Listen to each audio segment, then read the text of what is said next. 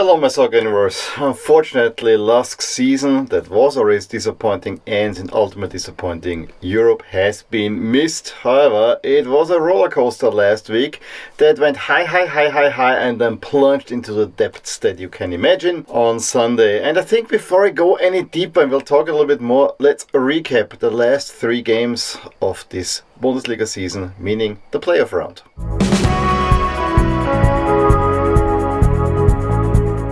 On a really pleasant Monday evening, LASK took the next step towards salvaging the season by beating Hartberg 2-0 at home in the semi-final of the Europa Conference League playoff, which would lead to the second qualifying round in the Conference League, so not the huge prize that you would expect. The game was actually relatively even in the opening stages, where LASK had more possession. However, Hartberg were well in the game. The game then turned after a long ball came to Danjek, who put a cross in that was weirdly deflected onto goal. Salinger saves it, and then Entrup on the rebound heads it home against his former club, of course, but this time he was actually celebrating in front of the fans, who again were not present by chanting, but there were plenty of fans back there.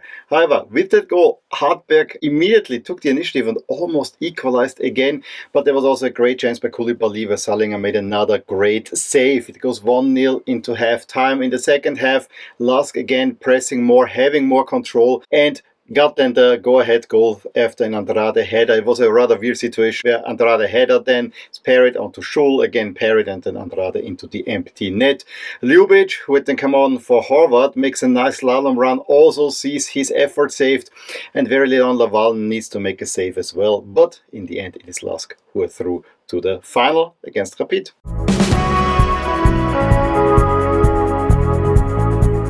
What an overall good performance by LASK in the final home game of the season, beating Rapid in the first leg of the playoff final 3-1, so things are looking very good for the return leg. However, we shouldn't get too far ahead of ourselves.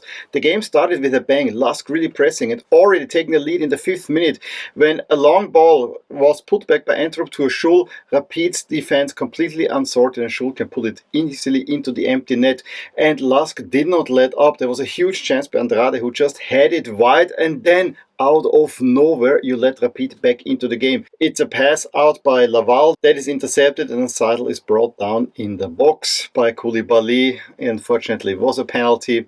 Seidel steps up and converts a little bit against the run of play. However, that then really got Rapid back into the game. It's such small things that can turn a game. They hit in the crossbar, and shortly before halftime, Wurmbrand gets the ball to Burgstaller, who has a big chance from point blank range. However, a massive save by Laval to keep LASK in the game. This is where the game could have turned. I was expecting that LASK will lose a little bit more concentration in the second half because they had the game already on Monday. Nothing like that in the second half. They again came out storming. Andrade this time hitting the crossbar, having another chance as well. And it seemed like, yes, you're gonna waste all your chances now and Rapid will come and win it. But that wasn't the case. Horvath had to come off because he got hit badly on the Achilles heel. So Ivan Ljubic came in and was an instrumental in giving LASK a go-ahead goal with a really nice pass to Koulibaly, who guides it nicely from outside of the box into the far corner. 2-1 LASK. And Rapid was not present anymore. LASK had plenty of more chances, especially in the final stages. I mean, chances there was a great one by Schul. There were a few more situations that were dangerous as well. And in the end, it is then Lang who takes the ball off a player who fell to the ground. Immediately plays it onto Schul, who taps it home for the 3-1. And even there could have been a 4-1, which potentially would have been too much. But on the other side, the way LASK dominated Rapid for, I would say, 3/4 of the game would not have been out of sorts.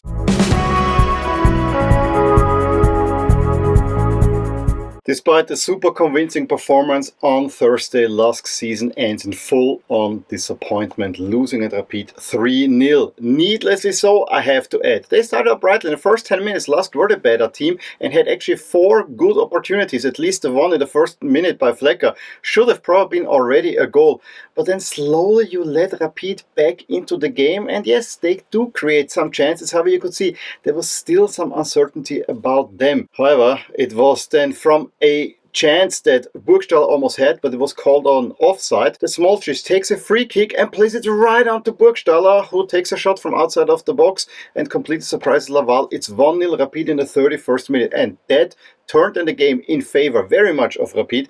And I actually thought, yeah, we need to get out of this half for sure, because it was a nothing performance. It went worse and worse and worse and worse.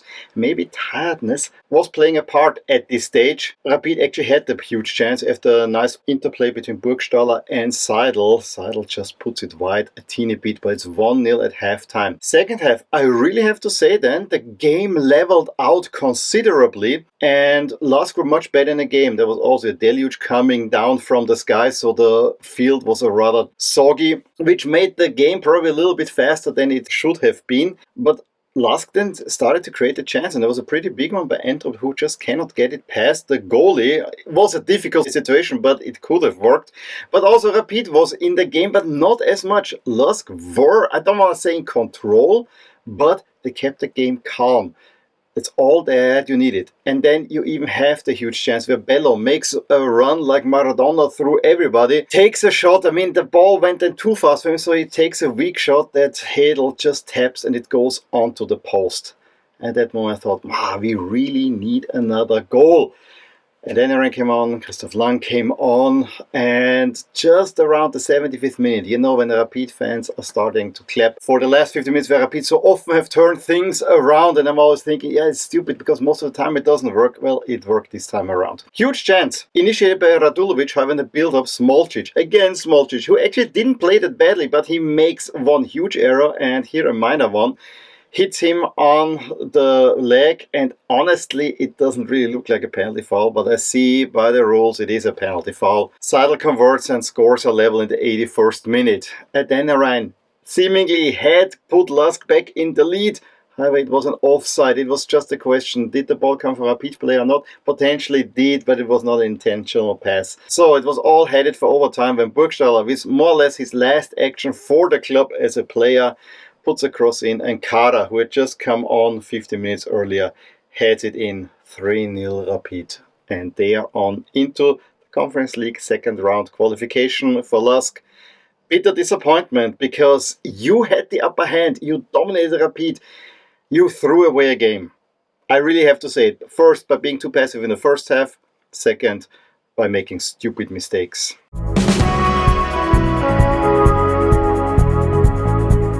As I've already said during the recap of these three games, it was rather unnecessary to lose this playoff final. I mean, you had a 2-goal lead from the first leg, where you probably should have won by 3, honestly.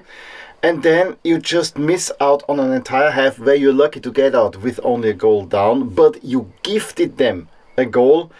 And yes, then certain things did not go your way, but still you have to hold on and be a little bit more concentrated and willing to do so. And so, yeah, the season ends without Europe for LASK.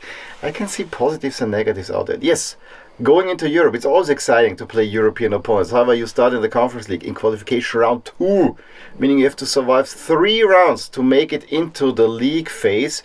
And those are not always easy opponents, especially since the teams from the higher leagues usually enter in the playoff. And there's usually a high chance that you end up drawing these.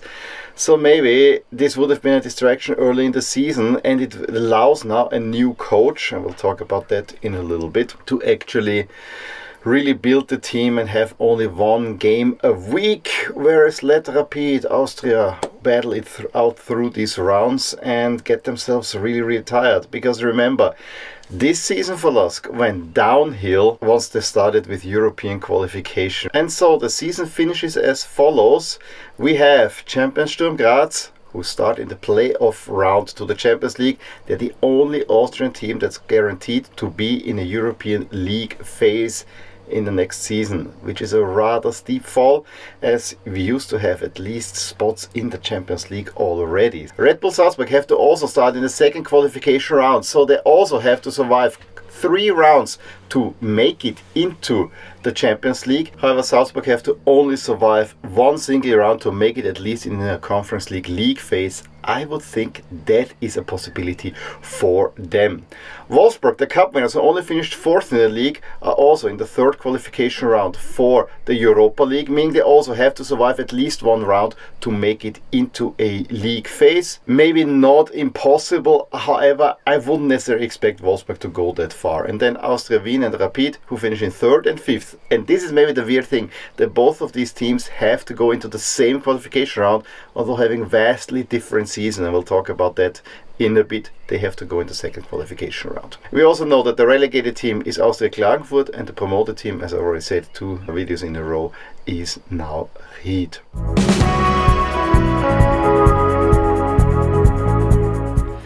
Now I also want to use all these numbers to rate each team's season, at least in a way to see who did the best this season, who did the worst this season. And of course, an obvious way would be to take the points that I would expect preseason and subtract them for the actual points that you have achieved. However, in the Austrian league season, this is not that simple, because you have this regular season, then this league splits in half, and then how do you take playoff teams and whatever into account. So it was rather tough. If I just take, based on the preseason rating, the points that would be expected against the opponents that one was tasked to play, we get the following ranking, and it leaves me a little bit wanting. I mean, Wolfsburg, okay, Austria, okay, Sturm Graz, okay, however, LASK in 4th place, yes, this really rewards the playoff a whole lot more. In the playoff, the games count twice as much as in the regular season, and LASK had a great playoff round, winning 7 games in a row. But I don't think that LASK had the 4th best season of all the teams in there, and especially ahead of Blau-Weiß Linz, who had a really, really good season. Another way that I could go about this, and I've been using these numbers as well, I look at the expected points based on the preseason rating and based on the current rating, which leaves me with the following ranking. On an emotional level, it seems about right. The 3 worst teams and the 3 most disappointing teams clearly have been Rapid, LASK, and especially Salzburg. However, Salzburg, the worst performing team, and still finishing in 2nd place. An argument can be made, with all the financial resources that you have, you probably should have won the title at a canter. However, it also doesn't feel quite right. Although I think for LASK it does feel right. For Rapid, yeah, just about. You see, again, we have 4 teams up top that I would say had decent seasons. Wolfsburg, very good season. Austria Vienna, over a good season, although it ended in this disappointment. Blau-Weiß Linz had a really, really good season. So I can live with this ranking a little bit more, but I thought it still doesn't feel quite right. And then I did what the league probably should do, is count every game the same as it always has. So no halving of the points. And I think that results in a rating that is a little bit more reasonable, where Wolfsburg, Austria and Sturm Graz are the best performing. I mean, Wolfsburg won the cup, they were in the title race. Same thing as Austria Vienna, no one really expected them, and even Sturm Graz performed really well. Then Blau-Weiß Linz had a great regular season where they finished in top 6. However, then the playoff, yes, that's why I think them finishing in 4th sounds about right. Hartberg, then LASK. I still think that LASK is riding a little bit high. On the other side, you cannot really discount a winning streak. Salzburg and Rapid follow below. I still say LASK, Red Bull and Rapid are the most disappointing teams. And then the teams that were battling against relegation, probably in the order as they have disappointed: Tirol, GRK, Altach, and of course Klagenfurt, the biggest underperformers. So I guess this is what I feel most comfortable with. Wolfsburg, the top team in terms of relative performance of this season. I think it's really not hard to crown on that. And Klagenfurt, their local rivals, of course, the worst. But I think Austria Vienna, Sturm Graz had really good seasons, and that should be rewarded as well. As well as I have to say, and it's really hard to say, the local rivals, Blau-Weiß Linz, did really, really well this season too.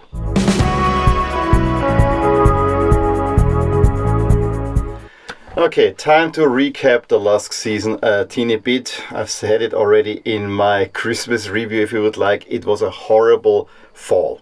And there's so many things went wrong. Probably should not have appointed the interim manager as the head coach. Then you got into a negative spiral thanks to Europe. Then you hired a coach that actually during the winter months got something going. However, it was not attractive enough for the higher ups, and you fired him after you missed out on the cup final in a penalty shootout, and you had to wait that the license can come, that you can hire the manager that you really would have liked, because last time around you did so and then the license was withdrawn because you did it at the wrong moment. So yeah, that again this unsteady leadership up top, not being patient with coaches is something that I have been blaming LASK for quite a while. Basically the last 3 seasons. We had this horrible season in 21-22 where we went through 3 coaches. Now we had a similar season where it was not good. We went through 3 coaches and then we hire a completely unknown. Yes, the new LASK manager is João Sacramento. Yes, you've never heard about him as well. Well, he was an assistant coach for Jose Mourinho, for Galtier. He worked at Spurs, Roma, PSG, you name it. Very impressive resume. However, he's very much unproven and I'm not sure how much he knows the Austrian league. So I'm a little bit hesitant to say this was a great hire, but on the other side, you gotta give a new manager a chance and maybe new eyes will work wonders. However, I also wish that the club leadership for once will give him the time to work with the team and not have unrealistic expectations. I think firing Coach Schopp was a wrong move. Yes, the football did improve, but on the other side, the football improved because you played suddenly against the worst team in the league. And this is something that I think gets overlooked. Yes, after firing Schopp, they scored 13 goals in a row, 10 against Klagenfurt, but Klagenfurt by far the worst team, by far the worst defense. So this was kind of expected that it will go this way. And I think Schopp has built something. He was an Austrian coach. He's probably one of the most respected Austrian coaches, especially with the work he has done at Hartberg. And I think if he had been given time, I have a feeling that this would have worked better than now hiring a completely unknown. My personal opinion. That LASK then opened up many side battles. Again, with the fan scene is just something that beggars belief. And I've been continuously saying it, we have a new stadium. We had a team that finished 3rd 2 seasons in a row. We had good European nights, but you messed it up with the ticket prices in Europe, so all the goodwill was already gone at that point. Discussion with fans were very behind doors and everything I came through saw that there were major disagreements there, and then you show this lack of sporting direction, that it's all down to a single man in Sigmund Gruber, and that was seemingly enough for the fans who, after Schopp got fired, really wanted Gruber to be leaving the club. Now I can understand, and I think every point that they publish, I can fully understand and fully support. I just am a LASK fan for such a long time that I know the stability that Gruber brought is something that I cherish probably so much that I'm probably willing to let these egomaniacal streaks slide a little bit. So I'm not necessarily important that Gruber should go. However, I wish that he will step back and the club is a little bit more on a solid footing, and especially that there's more sporting expertise, financial expertise. There's plenty of there. However, the squad building is the one thing that should be really better. However, the fans also broke me because when we were winning against Klagenfurt 6-0 and they made these huge protests in the stadium, I think it was loud and clear what the message is. However, 2 things I cannot agree with. They said, we are not going to talk to the club again. And I can probably understand some frustration. I said, I'm siding with many things with the fans there, or the official fan clubs there. However, what I cannot support and what I do not understand, because yes, they want to make a point that they're not happy with the leadership, but support the team. You were actively not supporting the team in the last games of the season, especially in the playoff games. And yes, LASK did reasonably well, but you were not supporting the team, and that hurts first and foremost the team. And yes, in a second row I can see missing out on Europe hurts the wallet, blah blah blah blah blah blah. Boycotting, renewing a season ticket hurts the wallet, and so on. I can see the reasoning behind that a little bit. However, I think this went a step too far, and I also feel that it's splitting the fan base right down the middle into pro-Gruber and anti-Gruber, when everyone is actually concerned with LASK, and you split them also in good fans or bad fans. I don't want to say that, but it doesn't correspond to me, and I feel that taking such a strong stance by saying Gruber out and we're not coming, this is a losing battle. Unfortunately, I have to say that in that way. I even can foresee now that I think when the team was well, the atmosphere in the stadium was not that bad. Yes, they were not the organized chants, but the fans still managed to get some chants ready and support that team. And I could very well see that, maybe some fan clubs get formed that then actually want to take over there. And I'm not sure this is in the interest of the organized fan clubs. I understand the frustration. However, I think they went a step too far. That's my personal opinion here.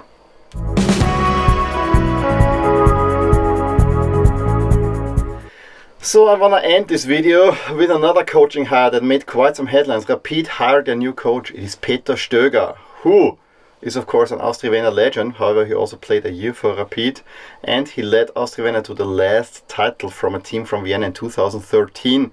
That he's now going to Rapid raised definitely some eyebrows, but seemingly was also okay. He's a very well-known coach and a very well-known quantity. However, I'm not quite sure if this is the path that Rapid really want to take, given what they did under Robert Klaus. But you know, we'll see how it will go. I usually think that Rapid really liked sometimes to make a step back as well here and there. I rate personally Peter Stöger as a coach and as a human being especially. However, I'm not sure if he was the right appointment. So yeah, there will definitely be more hires and firings coming. We have to see all about all that during the summer. I'm gonna take now a break from the Austrian League. You will see me probably just by the end of July that I'll make a preview video for the Austrian Bundesliga if I should continue these videos. That's yet to be decided. In any case, please give me a thumbs up if you enjoyed this video. Thanks for being on board during the entire season with my ramblings on the Austrian Bundesliga and especially my team LASK. And I will talk to you soon, hopefully, about more things in my Austrian Bundesliga universe. Bye! Hey there, I really hope you enjoyed this video, and if you did, here are some videos and playlists that you may enjoy too. Also, please consider subscribing to my channel and hit the little bell icon so you get notified whenever something happens in my soccer universe. And with that, have a wonderful day. Bye!